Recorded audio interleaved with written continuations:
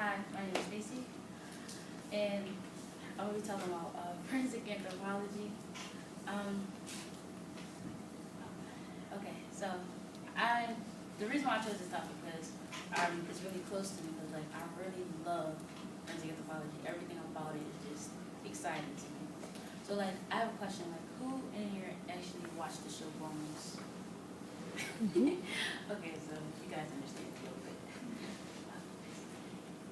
Okay, so what is forensic anthropology?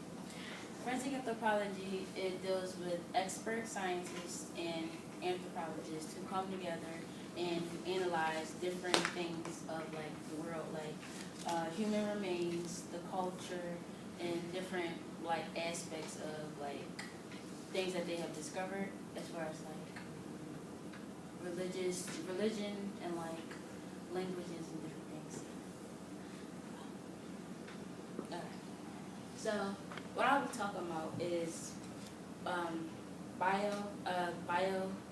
biological anthropology, culture, and linguistic anthropology.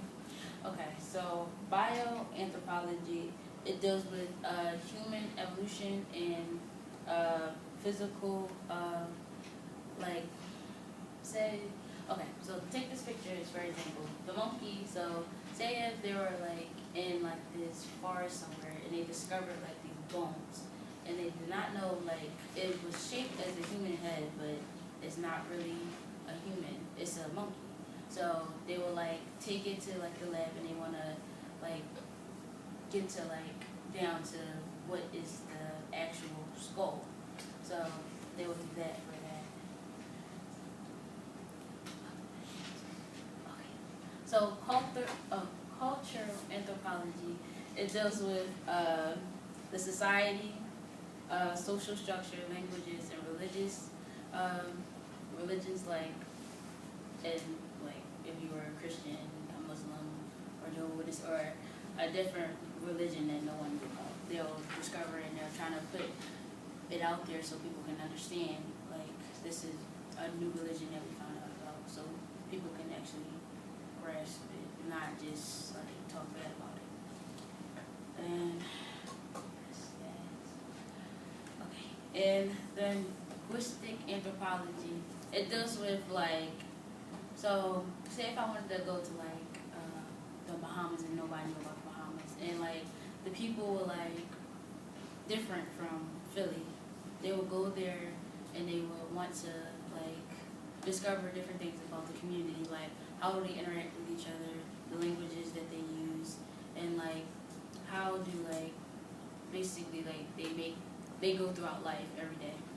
So they would like have these experts go over across the like world or whatever, and they would find out about these different cultures, and like they'll be in like the magazines called like National Geographics and different stuff like that.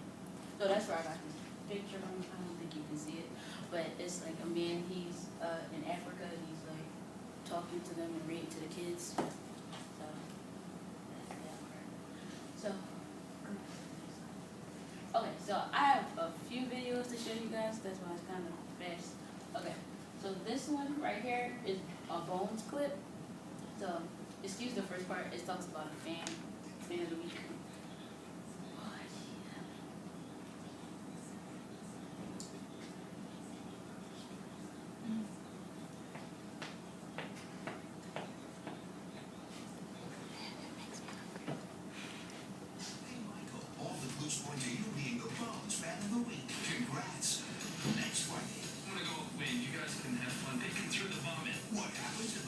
We don't need bones to let us know that the victim was in hand. That mangled piece of meat is his. Yeah. Should probably stay in the lab. The bones have been reduced to honey. Remember that conversation you had about people trying to eat?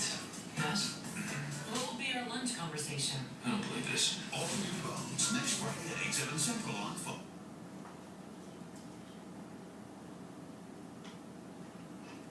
So everybody thinks that forensic anthropology just deals with like in my school, people only think that I'm just dealing with like bones. Like I just want to dig up bones. Like they ask me, they were like, "Oh, you're the bones girl," but I don't. It's not just that. It's all about like getting to know new things. So how like if someone was to be hurt, I would have to like go and like try to communicate in some type of way that they can understand me, which I'm about to show you in this next clip.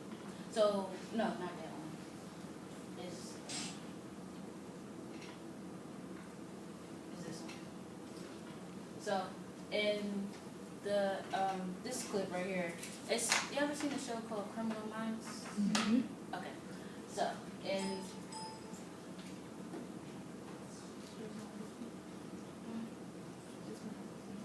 You can.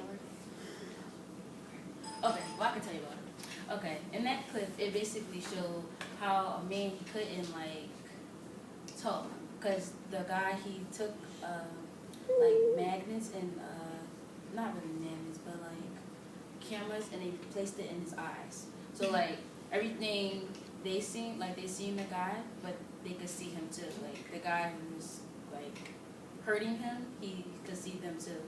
So they placed him in the hospital, and they were going to take the cameras out of his eyes, but he really, like, his body was still functioning, but he couldn't talk. Like, his whole body was basically shut down because of this one thing, because I guess he went to shock. So he was trying to communicate, and while he was communicating, they used this chart where it's those, like, A, B, C, D, and it was, like, different 1, 2, 3, 4. And it was, like, you would have to point, like Derek, if y'all know him. He pointed at the letters, so the boy had wanted to spell them out, the person's name that was with him, and the person who he thought kept did this to him. So the guy who had put the cameras in his eyes, he had wound up putting them all across the world. So saying basically that Derek had pulled up a sign that said, "We know who you are." So they basically turned off everything and told him to shut his eyes, and that was it.